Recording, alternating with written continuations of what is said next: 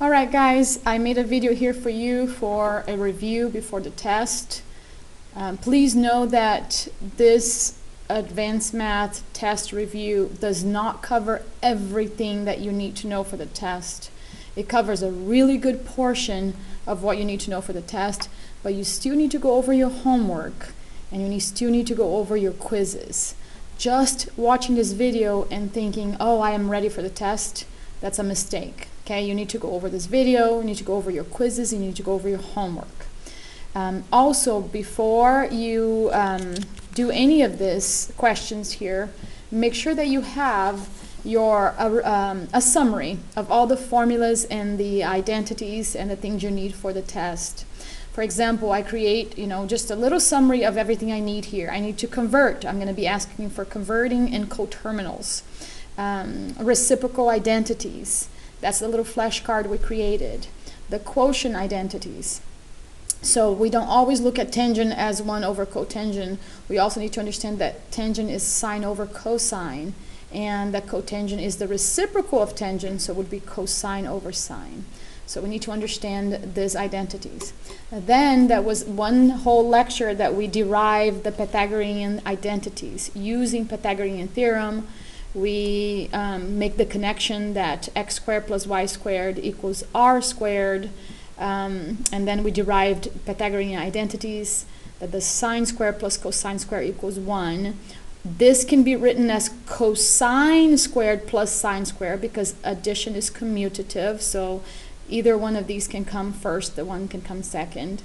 And then we have 1 plus tangent squared equals the secant squared, and 1 plus cotangent squared equals the cosecant squared. So you have all these identities that you need to know, and extra little piece of information. If I'm ever solving for a radius, I know that the radius is just the square root of x squared plus y squared, which is just a derivation of this formula here on the top. So this is just kind of like a toolkit. I need all these tools right here to solve questions that I come across. And also you will need, right next to your homework, you're going to need your unit circle. We derived this. We spent a whole block and a half or more just deriving all the angles, the pattern that there is to come up with all the angles, the pattern that there is to have all the radian measures here, and then to come up with all the coordinates. So a lot of the students already know this memorized, so you need to have this two pieces of information, formulas and unit circle, right in front of you as you're studying for your test. Okay? So with that being said, let's go ahead and try some questions. All right, so question number 1 here. Oops, let's see if we have a good view of what's written here. So if the tangent of theta equals -5 over 12 and is in quadrant 1, okay, so I made a little typo here, and tangent is in quadrant 4, in quadrant 4, find the remaining trig functions. Be sure to sketch the terminal ray and triangle. So be sure to sketch the terminal ray. So we ask this, and I said that in class, be sure to sketch the angle, and it helps you to draw the triangle. I'm going to do that, and I'm going to show you what I expect, what kind of work I expect on the test. So let's go ahead and see what do we know here. I like to first make a list of things that I know. What do I know? I know that the tangent of any angle is the sine of that angle divided by the cosine of that angle. In other words, is the y coordinate divided by the x coordinate. If I know that, then I already know two pieces of information. I know that y equals, and I know what x equals, okay? And then I just have to figure out what r equals. If I know all these 3 pieces of information, I can come up with all 6 trig functions. Now I have a negative here. That negative, I don't know if it belongs to the y or it belongs to the x. That's why we had to add this extra piece of information right here. And that's the part that, what do I know about quadrant 4? In quadrant 4, if you take a look at it here, quadrant 4 is right here. That's what quadrant 4 is. Okay, it goes 1, 2, 3, and then I switch to Roman, numerals. This is 4. Okay, this is quadrant 4. Which functions are positive and which functions are negative in quadrant 4? Okay, so the cosine is positive, is greater than 0, but the sine is less than 0. So I know that the sine is negative in quadrant 4. So that's why this piece of information about quadrant 4, why did they give us that? It's important for you to determine which one is positive and which one is negative. So I know that the sine, which is the y value, is negative. So the negative belongs to the negative 5, okay? Because it's the sine over the cosine. The sine is negative. So that means that is a negative 5 over a positive 12, okay? So now that's what I had to know before I can go on. So I know that this is a negative 5y, positive 12x. We need to figure out the radius, okay? We need to figure out what is the radius. Now remember, I told you in your little formula sheet right here, the radius can be solved by using this little formula. The radius is the square root of x squared plus y squared, okay? Just from my little formula right here, all right? So that's why I have the little formula sheet right next to me. So the radius will be negative, let's do 12 squared first, the square root of 12 squared plus negative 5 squared. If you do this in your calculator, 12 squared is 144. 144 plus negative 5 squared is 25. It does equal 169, which it does equal, the square root of 169 is 13. Now it could have been plus or minus 13, but there's no such a thing as a negative radius, so it's positive 13. So now I know that the radius is positive 13. I literally have everything I need right here to find all 6 trig functions. We already have 1, so I just need to actually find 5 trig functions. The sine of any angle is the y-coordinate over the radius. So the y is negative 5 over the radius of 13. The cosine of any angle will be the x-coordinate, which is a positive 12, over the radius, which is 13. I already have the tangent of the angle. They gave it to me, is negative 5 over 12. We didn't have to find that. That was given. But now I can find all the reciprocals, okay? I like to line up the reciprocals with its original function. So the cosecant of that angle, that same exact angle, will be the reciprocal of negative 5/13, which is negative 13 over 5. The reciprocal of cosine is secant. So the reciprocal of 12 over 13 would be 13 over 12. And the reciprocal of tangent is cotangent, which would be negative 12 over 5. So the only formula we used here was to figure out the radius, but we had to cannot speak. We had to read the information here and understand that quadrant 4 is what gave it away who's positive and who's negative. So we had to interpret the information that was given in here, okay, before we could continue. All right, so we've got to read the directions carefully. Let's take a look over here. Find the quadrant or quadrants in which the terminating ray lies if the cosine of a certain angle theta is negative, less than 0, and the cosecant of this certain angle theta is also negative. So they're giving me 2 pieces of information that I need to understand what's going on here. They're giving me this and this, kind of like 2 pieces of the puzzle, and I have to figure out what quadrant does this angle lies. I don't need to know what the angle. They're not asking me to solve for the angle. They're just asking in what quadrant or quadrants, okay? But it has to fulfill both of these requirements.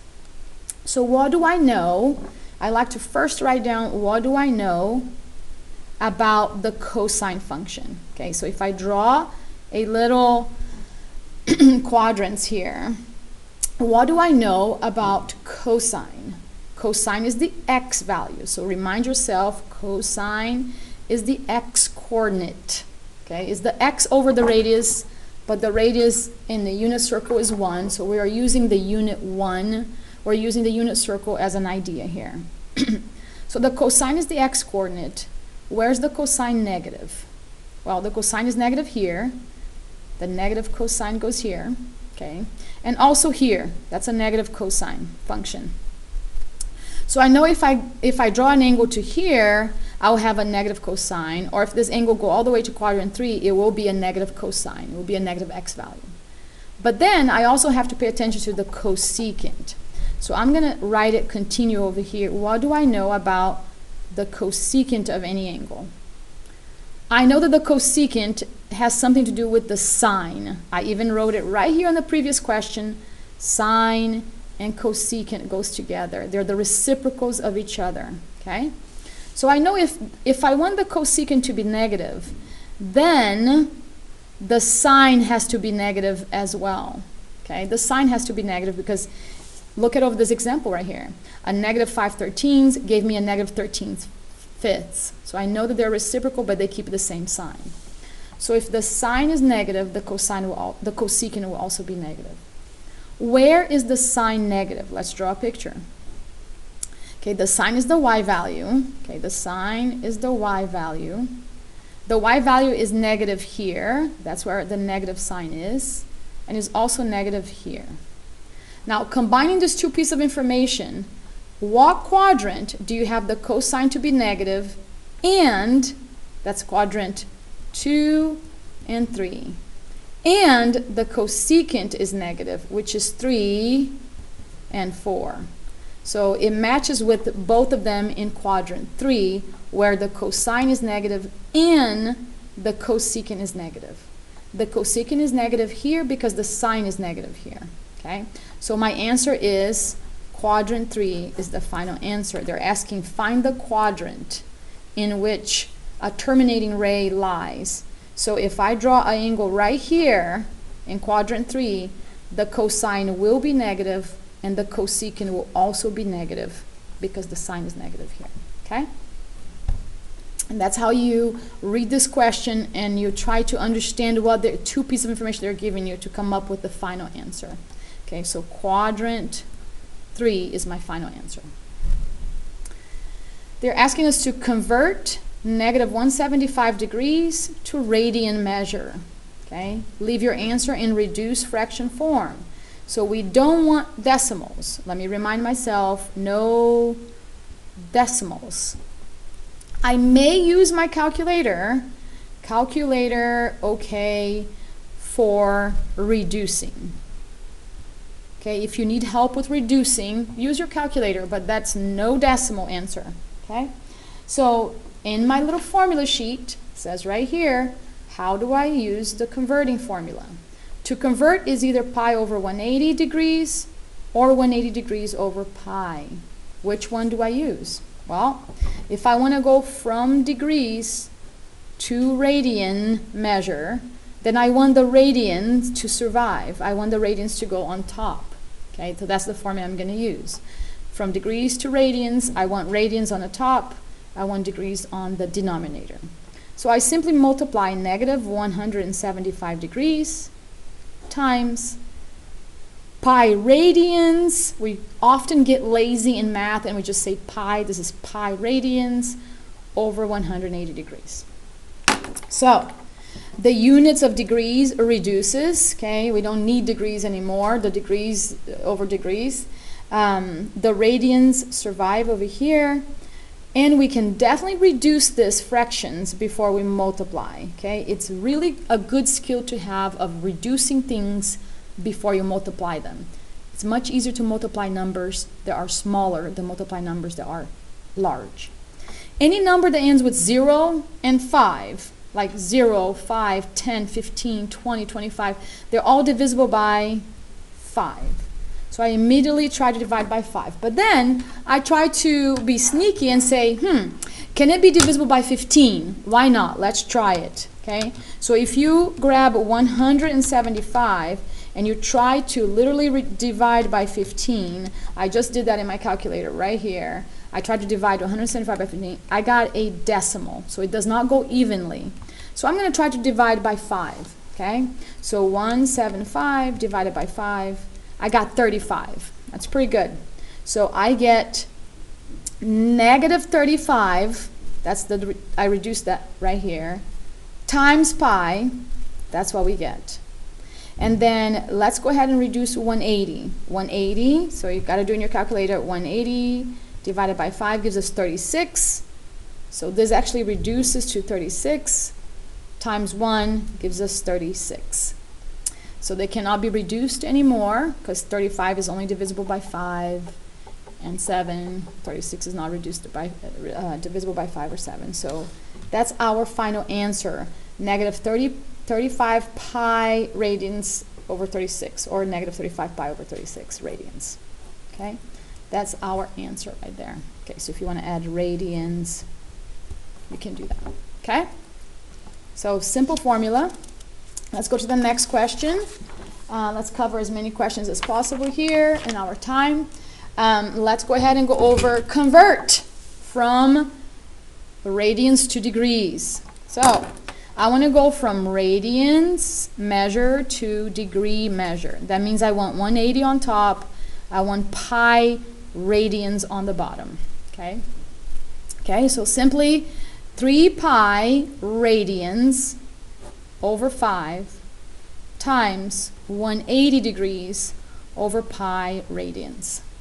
We get so lazy in math, we forget to put this radians right there, but pretty sure you're going to see that radians in other books, textbooks. So pi radians can be reduced by pi radians. I know 180 is divisible by 5, so I can go ahead and divide 180 divided by 5, and 5 is also divisible by 5. So this becomes, I'm going to move it up here, this becomes 3 over 1, okay, the radians, the pi radians are gone, the 5 is gone, times 180 degrees divided by 5 is 36 degrees, because we just did it a minute ago, and there's nothing down here. So it's pretty much 3 times 36, so that becomes 108 degrees, okay? That's pretty much what it becomes. The units are reduced already. There's nothing else to do there. There we go. Okay. Now let's go ahead and do the next one. Convert 1.8 radians to degrees. So I'm going from radians to degrees. That means I want degrees on top, pi radians on the bottom. Okay. All right, so let's do it. So we get 1.8 times 180 degrees pi radians. All right, so notice that I don't have pi to cancel with pi, to reduce with pi, like I had it on the top here. Pi radians reduced with pi radians. I don't have that here. I don't have anything to reduce with the degrees. So I literally just multiply this straight across. Okay, this is a fraction, a rational times a rational, 1.8 times 180, and 1 times pi radians. I'm literally multiplying this straight across. Let's see what we get. We get 1.8 in my calculator. I'm just doing here on the side, a little bit side here, times 180 gives me 324 degrees divided by pi radians. I'm going to do that. 324 divide by pi. There's a button pi in my calculator. I get approximately, okay, because we don't have a specific whole number, 103.1 radians degree. Sorry, there's no degrees. No degrees. 100, wait, I am converting to degrees. I'm so sorry. What did I do wrong here? Radians. Oh, okay. This is 1.88 radians. Okay, I was like, So the radians cancel with the radians, and we divide it by pi. We are transforming into degrees. There we go. Caught my mistake. So 103.1 degrees. I got lazy and I didn't write 1.8 radians with radians. Okay? So this should not be here. There we go. So sometimes writing the units, we got to be so specific and so precise so we don't forget and make mistakes. All right? Okay, so let's go ahead to the next problem. Right here. It says, evaluate the following inexact values. A lot of the students don't know what this is asking. What does evaluate means? I don't know what this is asking me. All I'm asking you is to find the value of that function at a certain angle. Okay? It's kind of like you can evaluate. It was very easy for us to evaluate things when it was in algebra. Okay, I'm going to step aside for a second here, and I'm going to say if f of x equals 2x plus 1, and I ask you evaluate f of 2, you would have no problem knowing that the 2 goes inside of in the place of x. Okay, that's the domain. So you would do f of 2 equals 2 times, instead of an x, you would put a 2 plus a 1, which is 2 times 2 is 4 plus 1 is 5. So you just evaluated the function. This is the same exact thing we are doing here, but in trigonometry. I am giving you the angle, and I'm asking you, what is the tangent of 5 pi over 6? So the tangent of 5 pi over 6. I'm giving you an angle, you are inputting that angle in the tangent, and you are going to come up with a value. Okay? So we don't do it in a calculator. We worked hard to derive the unit circle. Let's see how we can find that. 5 pi over 6 is right here, and I know that I have the sine and the cosine value. I also know that the tangent, okay, I'm going to write right somewhere here. I know that the tangent is the y value divided by the x value. In other words, is the sine of theta divided by the cosine of theta. So all I have to do is go to that degree, 5 pi over 6, find out what the sine is, or the y value is, and divide it by the cosine, or the x value. Okay? So let's go ahead and find out what it is. The sine is 1/2, positive 1/2, divided by the cosine, which is negative root 3 over 2. If you multiply to get rid of this fractions, okay, clear the denominator. If you multiply top and bottom by 2, you're literally clearing the denominator. You get 1 over negative root 3. We don't want the radical on the bottom, so we multiply the top and the bottom by root 3. So you get 1 times root 3 is root 3, and negative root 3 times root 3 would be a negative, let's put in the front, 3. So there is your tangent of 5 pi over 6. I went to my unit circle, found 5 pi over 6, found what the sine was, which was 1/2, found what the cosine was, which is negative root 3, and a positive number divided by a negative number gives me a negative answer. I just cleaned up algebraically. Let's do part B. This was part A, part B. The cotangent of negative 1/2 of pi. Now, what do we know about cotangent? Okay, so let's put a question mark here. What do we know about cotangent? I know that cotangent is the reciprocal of tangent. If the tangent, which is right up here, if the tangent is y over x, the cotangent is the reciprocal. We flip it. So it would be the x over the y. Let's go find out what the x and the y coordinates are at negative 1/2 of pi. That's what we're inputting in here. So in my unit circle, instead of going in the positive direction to positive 1/2 of pi, I'm coming down in a negative direction, and that becomes negative 1/2 of pi. Almost a reflection of positive 1/2 of pi, it's negative 1/2 of pi, which lands in the same place as 3/2 of pi or 270. So that is drawing an angle in the negative direction. Negative 1/2 of pi lands here. Here's my y is negative 1, and here's my x is 0. That's all I needed. Okay, my x is 0, and my y is negative 1. 0 divided by any number, positive or negative, it's 0. Okay, so that is our answer for B. Now part C. Part C says, what is the secant of the angle negative 120 degrees? Okay, let's go to, what do we know about secant? Secant is the inverse of, the reciprocal of cosine.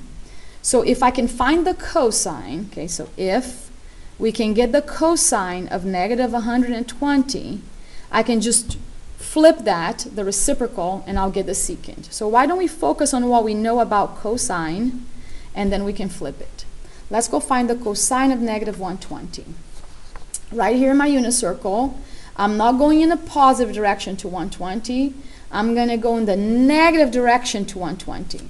They should almost reflect, like 120 should reflect over here, and it lands at 240, okay? I'm looking for the cosine of this angle. If I came from here to here, that would be the negative 120. The cosine is negative 1 over 2. So the cosine is negative 1 over 2. But I'm not asking for the cosine. We are asking for the secant. The secant is the reciprocal of negative 1/2, which would be negative 2. And there's the answer. Okay? So there's your tangent of pi over 6. There's your cotangent of negative 1/2 of pi. And there's your secant of negative 120. Secant, I use the cosine because they're reciprocals. Okay? And that's how you evaluate functions. We're giving you an angle and a function, find the value of that, the x or the y coordinate, or the x divided by the y, or the y divided by x. Okay? Okay, next question.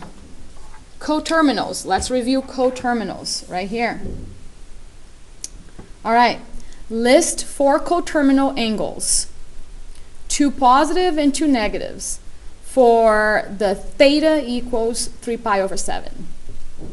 All right, so for what do I know, what do I need about coterminals? If you give me any angle, any theta value, I'm going to add or subtract 360 degrees if you give it to me in degrees. But if you give it to me in radians, I'm going to add or subtract 2 pi. That's what I need to know when every time I hear the word coterminal. Okay? So for coterminal, they gave me something in radians.